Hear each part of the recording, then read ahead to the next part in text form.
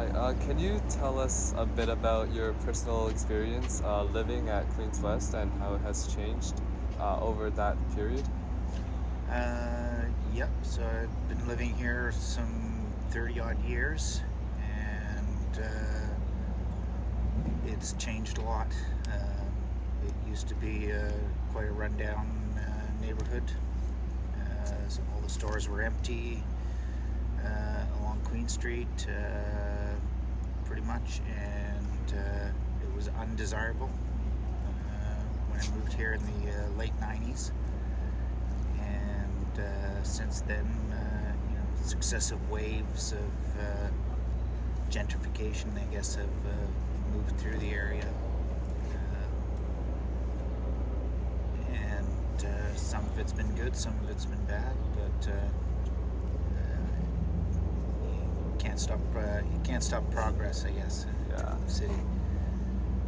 So, what would you say is like the good stuff and the bad stuff that you talk about in gentrification? The good stuff is things like, we get a nice park like this instead of just dilapidated warehouses. The bad thing is there's a lot of artist studios and a lot of creative jobs that were here in this area that have been lost. There's a lot more people, so there's a lot of stores now, but a lot of them are expensive. A lot of it's and in between when the area was very run down and where it became quite what it is now, there was a stage where a lot of the art galleries moved in and kind of made the area cool but still cheap, and now there's no art galleries left really, and so not a lot of artists. There's some, but it's much more mainstream. Okay. So, what initially drew you to become involved with the group Active 18? And why was preserving this area's heritage important to you? What drew me was that I'm always interested in how cities grow and evolve. I work as a landscape architect, so I understand that cities have to change. They're living things, just like people. They grow up, they get old, they die. So they have to evolve, and I guess what we're hoping to do was try and help the neighborhood change for the better. We knew we can't stop the change, but maybe we can guide it to become better and to be less about just getting condos up and people in, and more about building a full community. And I think the other thing that was very important for Active 18 was we always fought to try and keep employment opportunities, jobs in the area, because that's a very important part of a full neighborhood, that you can live in an area and you don't have to leave it to find it to work, that you can. So, based on your experience as a landscape architect and urban designer, what do you believe are the most significant challenges in balancing that sort of development and preserving the heritage? What are the most important challenges? The most significant challenges. Significant challenges?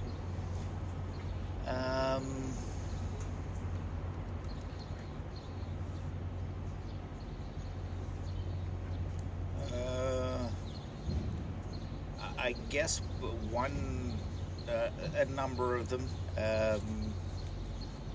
The legislation, the amount of time it takes to get things done. Often you start dealing with one politician, and then there's election, and now you're dealing with other politicians. But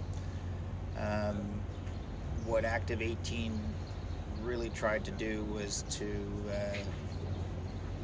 try to help the city find a solution to negotiate with developers, to make deals that would, for instance, help build this park, and in exchange for that, the developers got to build a couple of extra stories on top of their buildings. But on the other hand, the ground floor apartments were turned over to community. But that's. I don't think I answered that question very well. If you want to read it again, I'll try it again. It's fine. I think that was a good answer. Okay. Okay. Do you think that art and creative expression still plays a significant role in the community? Yeah. I mean, we still have the theater center, and we still have both the hotels and the cultural institutions. But the neighborhood is changing, and a lot of the galleries that maybe spurred this level of development are no longer here. And just certainly, I think a lot of the studio spaces that were in the historic buildings that were here, those have been eradicated. There are some ground floor mixed-use units that Active 18 promoted in getting developers to put those in, and then they could build higher so that they're affordable, and studio spaces that are also living spaces.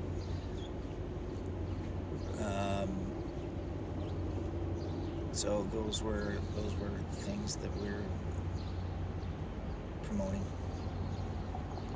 So, do you have anything you want to add to the conversation?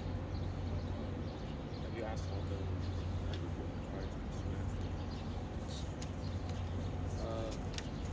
in light of your professional experience and community involvement, what strategies or solutions would you propose for preserving community heritage and addressing gentrifications in areas like West Queen West? Preserving heritage is very hard. The legislation, we don't know what's going to happen to the post office. The building's been sold. Whereas a building like the theater center, which is an old library, was well preserved. But I think the most important thing is that to preserve heritage, buildings have to remain alive. And we see a lot of buildings that are preserved. They keep the facade of the building, but the inside is disturbed, and a new tower is put up. And to me, that's kind of that's not a full preservation. I've worked on projects where in the city of Brampton where we've preserved heritage properties, but we can't find a use for that building, and so the building just sits empty. It's preserved, but it's not really living anymore. So to me, the most important thing is to find a use that can be compatible with what's in the building, but also keep up with the times, and fit into a modern context and modern way the city runs.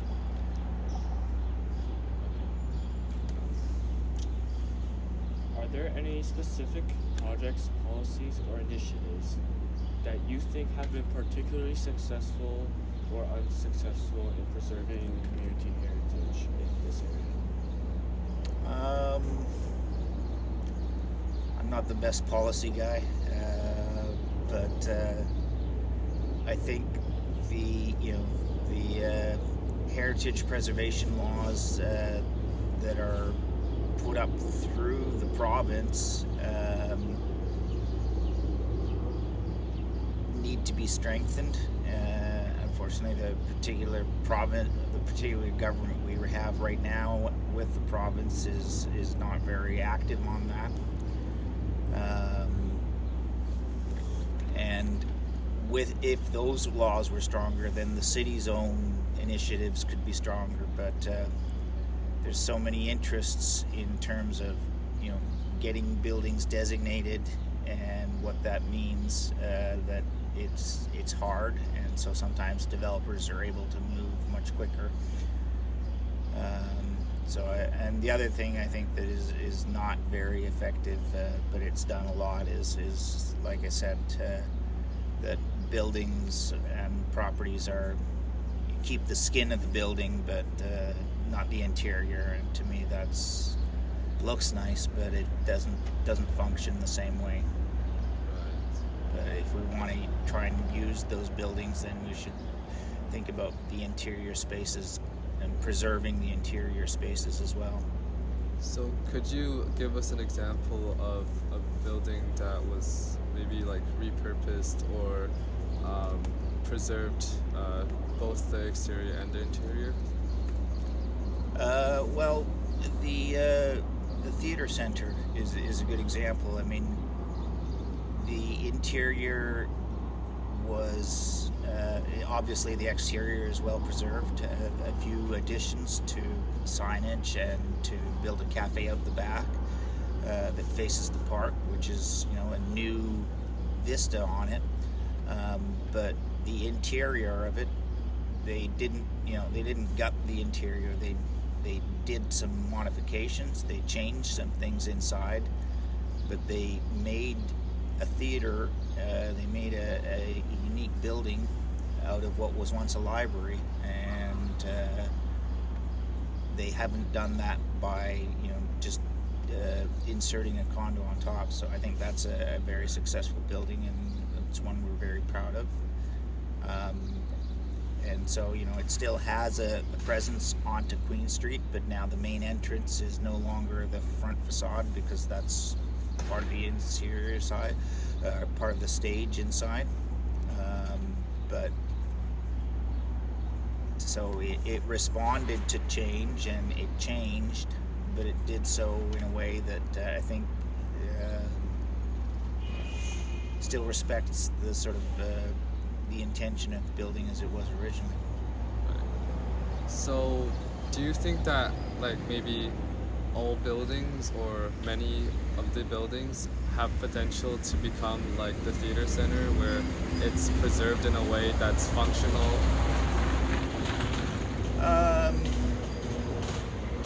It's a matter of mixing, having the right use in the right building, and I mean, not every building should be preserved. It depends on also the quality of the materials that were used in buildings. I mean, some of them are just not built well enough, or they were just never good buildings to begin with. I mean, it's hard maybe for us to make that judgment about what was good back then, but I think it's you do have to kind of study it case by case. But I think part of it is when a building forms part of a cohesive streetscape,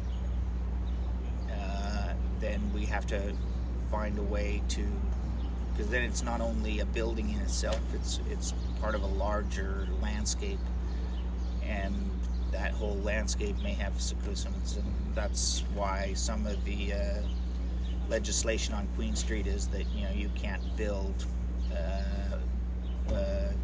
Your buildings have to step back; they have to go up a certain height, so that when you're on Queen Street and looking down it, you get that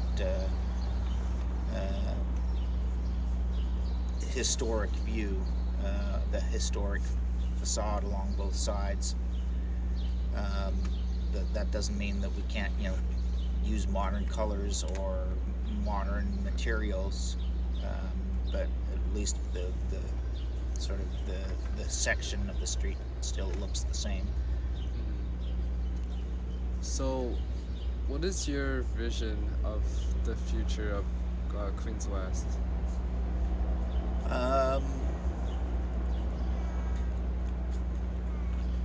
I guess it's it's going to keep evolving. There's not much room for growth. We still need a lot more open space, I think. There'll be some exciting developments in terms of the railway station, or there'll be a light rail station coming in down at the end of the street here, and that will bring a new population, a new circulation pattern for pedestrians, especially through the neighborhood. So those are things that we look forward to. I think it'd be nice to see a little more programming and active use in this park. One of the things that Active 18 encouraged when we advocated for Lisgar Park was that there be some arts programming, and there was also supposed to be an arts center. The ground floor of this building is all it was originally leased to an arts group,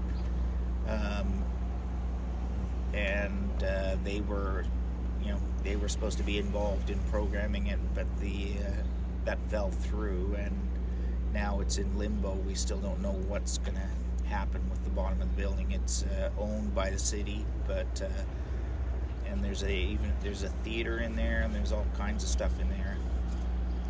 So that we find a suitable tenant, that can preserve that neighborhood or preserve that intention of that, because it was really supposed to be an anchor for the park and to make the park sort of an outdoor community center, an outdoor cultural community center. Right. Earlier you mentioned the presence of various art galleries that kind of made this place cool, right? Yeah. Do you think those galleries have any chance of maybe returning to Queens West, or? I think it's difficult because the increases in rent have become so significant. If there's some subsidized leases,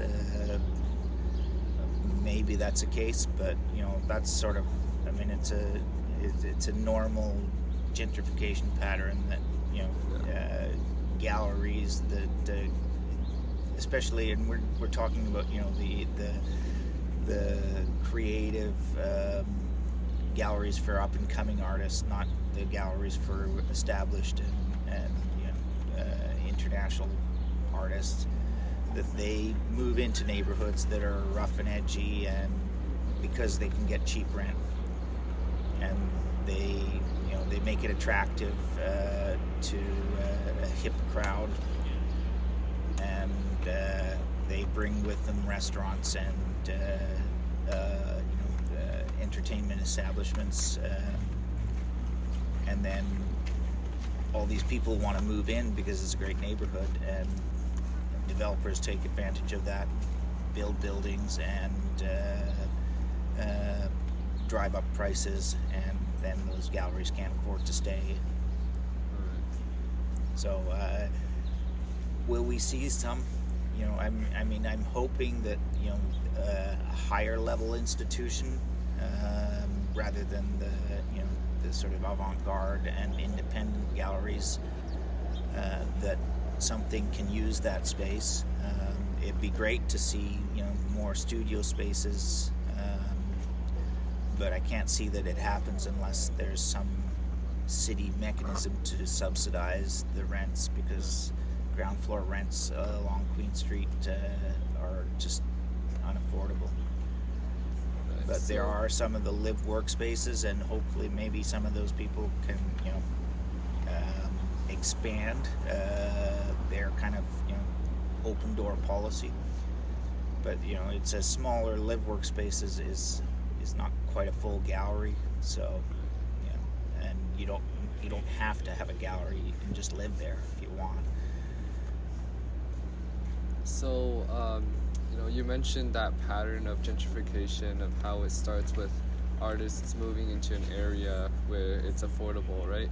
So, artists, I think Franco mentioned that in our previous interview, that these artists are going to another place. Yeah. I think it might be somewhere down Parkdale, or Well, I is mean, it- people move all over the place. I mean, I know a lot of people have, a lot of creative people have moved to Hamilton because rents were cheap. But people also change themselves. They get older. Maybe they stop being as creative. They get jobs at banks, and they start families and move to the suburbs, kind of thing. There's all kinds of things, but yeah. Or people are successful, and they move to better neighborhoods. But you see signs of it. I mean, there's a lot of different levels in the creative life scale, and the gallery scene that was here in the late 90s, early 2000s. I don't think we'll ever get that back. But I think that those kind of scenes are always dependent on getting that next step and changing that next neighborhood. It'd be nice if they came back, but I think the only way that happens is when this area becomes really run down. yeah. And that might take a long time. But I mean, if you think about Queen Street, if you go like to Queen and Bathurst, or even like Queen and Spadina, 30 years ago, there wasn't a lot of commercial stores there. There was no Gap. There was none of those international brands that are there now. And there was some great buildings, and just slowly it moves out because the rents go up. The stores get interested in the bigger retailer outlets get interested in it, and so it moves along, and eventually it becomes the hope maybe is that at one point it becomes unexciting again, or that new developments around it take over, and it can go through another cycle. Right.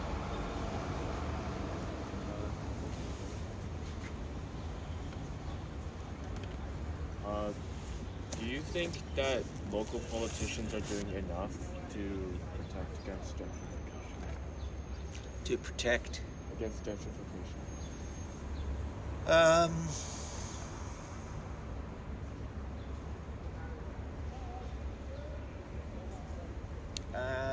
It's hard to say.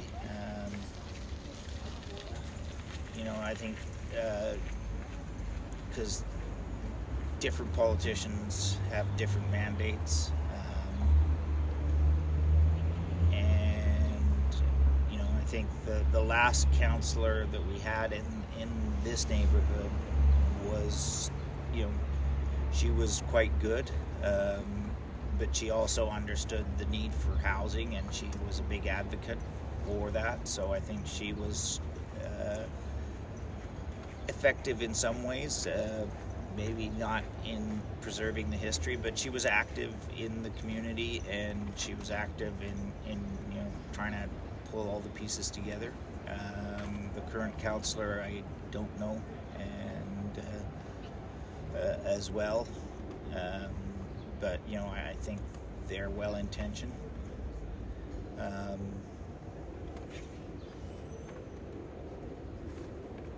So back to like around this area, right? I'm just like personally interested in the process of like how you were able to like establish this park in this area. I found it very interesting during my conversation with Franco. Yeah. So can you tell us a little bit more about how something like this could exist in that gentrified area? I guess, I mean, part of it was the Active 18 as a group identified that the city had not, that there was a deficiency of parkland in this whole area, and the city had not really done a neighborhood plan for what we call the Queen West Triangle, which is from Dover Court to Sudbury, that sort of three-way triangle. And the city, had promoted the idea of this area being intensified, because there was a lot of poor buildings, but they didn't really put together a plan, and that's not a very good way to sort of just let piecemeal properties develop. So Active 18 did a study where we, tried to identify all the pieces and help to push the city to acquire this land for the park. And then Active 18 helped to steer the development of the park and the kind of park that it is. That it should be an urban park. It shouldn't be just a soccer field or a grass and trees park. That it's a square, and because of the amount of people living around it and the kind of uses for it. But it should also be that it should have a lot of trees and shade and kind of have some of the functions of a green park, an open space. But how do we see this park evolving in the next wave of gentrification? I think what we hope was that the community who lives around it, who it's their kind of backyard, becomes more involved in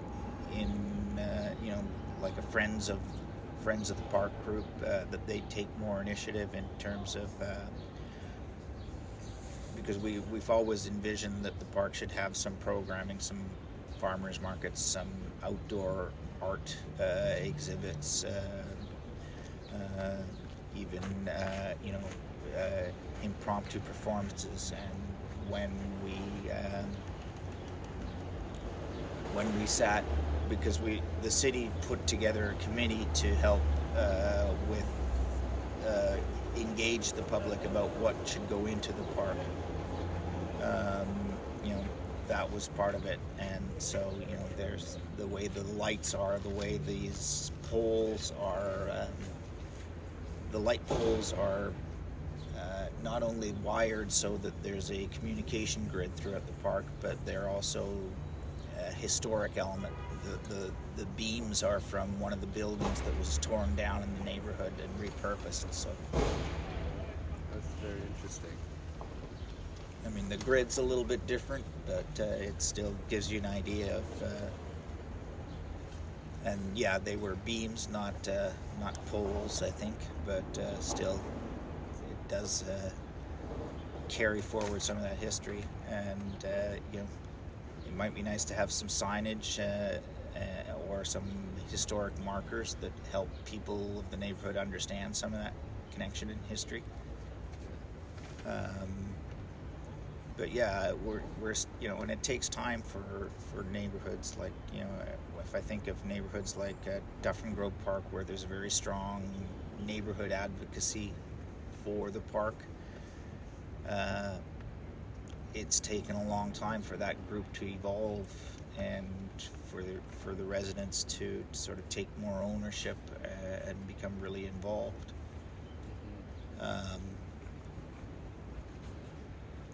So you've briefly mentioned like the public, right? So what would you think is the role that the public plays in sort of that preservation of heritage?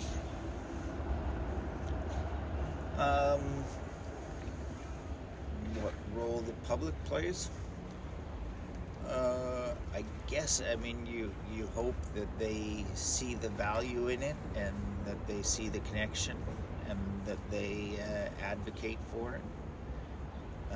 I guess maybe we'll see what happens. I mean, as you may know, this post office, because it was a federally owned building, it was sold by the federal government to a developer, and the city had long advocated that they would like it preserved.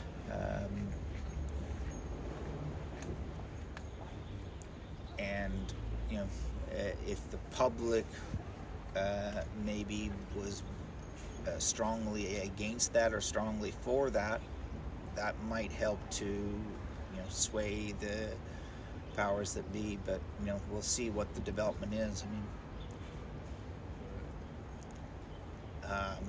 mean, they will have to follow certain rules that the city has set out in terms of what you can build and how you can build. But how much they have to preserve the building and how much, we'll have to see. And all those things, there are public meetings, and if you want it changed, you have to go to committees of adjustments. So those are all opportunities for the public to voice their concerns. But I can't tell the public what to think. I can tell you what I hope they think, and I hope they think that preserving historic buildings is important, and hopefully they're preserved in a way that they're useful and part of a full functioning community.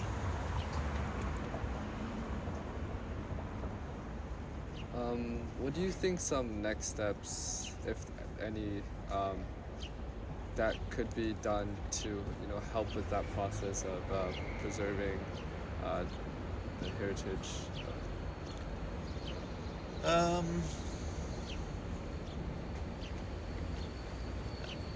I think one step would be that to make it easier to get buildings designated as historic. Because it takes a long time, and sometimes developers destroy buildings before in an effort to beat that preservation. And I think the other thing is that we don't just that we try and look at keeping the whole building, not just the facades. That there's more thought given to the interior spaces as well. So you also mentioned that there was basically like no city planning done around this area. So going forward, how do you think? It was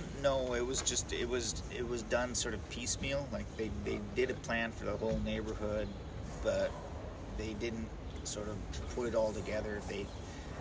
One building application comes in, they look at that and they say, yes, do we have enough transit for this one building? Do we have enough water capacity? Do we have enough electric capacity? What will the impact be of the parking for this one building? But what we really needed was a plan like that with all the buildings, even though they're maybe being built over a 10-year span. But that's not the way the development application works, and that's why normally when you build new cities, you do that master plan or neighborhood plan, but because this was a redevelopment, it was done, but it was not comprehensive enough. So going forward, do you think that sort of problem will exist with like new areas of Toronto as it expands? Yeah. I think so. I mean, it's hard to do because sometimes because we don't know. The city can set the rules for how an area should grow, but it can't force people to develop it that way. We could say this area should only be 6-story buildings, and developers come in and say, well, I'm only building 3 stories. Or that they come in, they say, well, I want to build 9 stories, and here's what I'll compensate for that.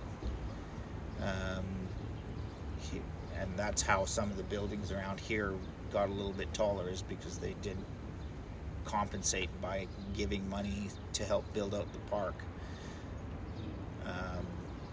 or that they put in those ground floor studios. So, and that process, you can't, to do a master plan, you can't take into account all those individual processes, or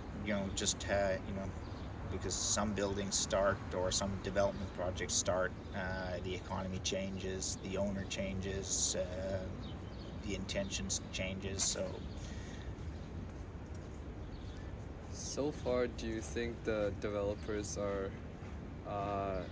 in general, cooperative with the process, or do they really keep their own interest at mind most of the time?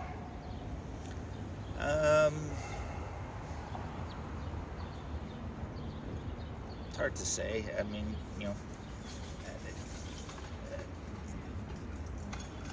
they're trying to make money. They're trying to sell apartments. Some of them are better and others are worse. Some of them have good intentions. Other than it's, they're doing this so that they can make the money, basically. But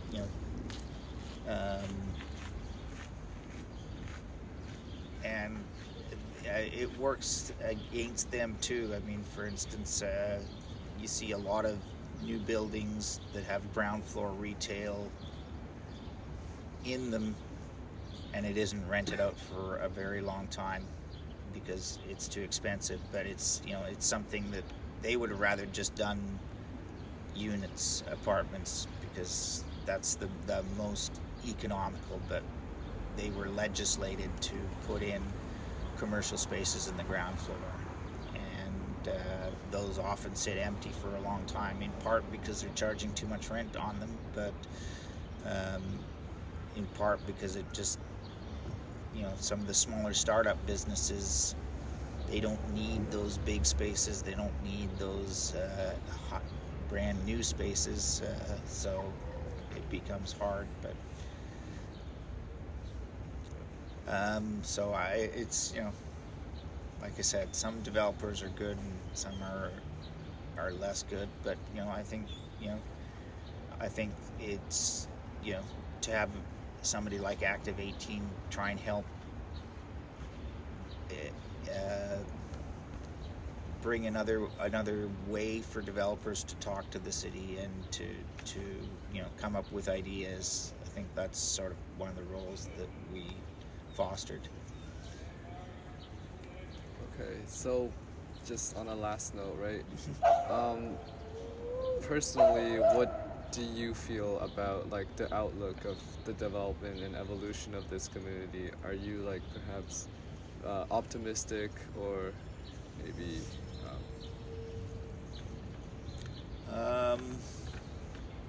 well, I think there's still a few pieces left and that need to be redeveloped. I think it's still going to be, it's still less affordable neighborhood, so that's a concern. When I see some of the residential developments being rebuilt in, up north, that I guess I'm I'm hoping that um, the buildings and the community that we've built can, mature and, be that sort of holistic neighborhood where, a lot of people live and work in the area, and don't have to leave the area and can do their shopping and entertaining in the area. And that, the few pieces that still need to be redeveloped, this building, that corner, and the art store, that those developments, that they fit, and that they learn from the history and the process that has brought us to where we are now. Okay. Thank you so much for spending your time with us. No, like I said, I think it's a great project you're doing, and glad you're doing it. Thanks. And looking forward to seeing it. Yeah. Thank you so much. Okay. Have a great day. You too. Have a great day. So do we send this?